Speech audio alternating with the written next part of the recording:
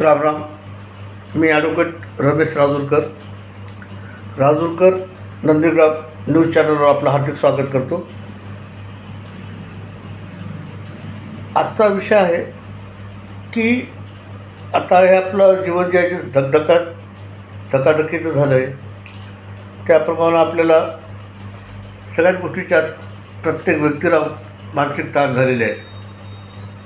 त्यामुळं कधीतरी एक रिलॅक्स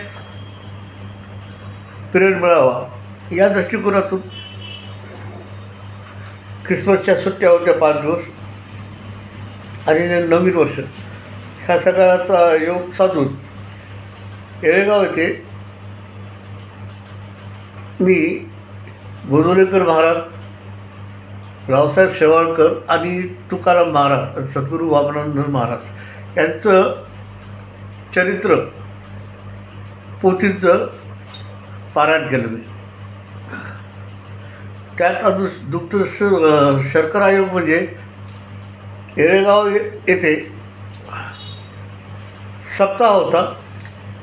त्या सप्ताहामध्ये शिवपुराणचं प्रवचन झालं.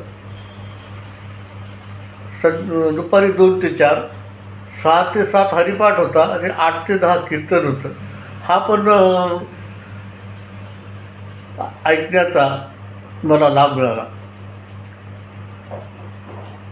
हे एपिसोड करण्याचं कारण असं आहे की माणसानं आपल्या दैनंदिन जीवनातून थोडंसं वेळ काढून आपल्या गुरुघरचं, आपल्या कुलदेवतेचं नामस्मरण करावं, पारायण करावं, ज्यामुळे आपल्याला मानसिक आनंद मिळतो.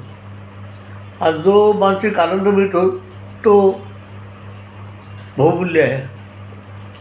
त्याची किंमत करता येते. माणसाचा वेळ जातो, माणसाचा ताणही कमी होतो आणि माणसाला मानसिक आनंद मिळतो. या दृष्टिकोनातून मी 5 दिवस ब्रेक घेतलेला होता.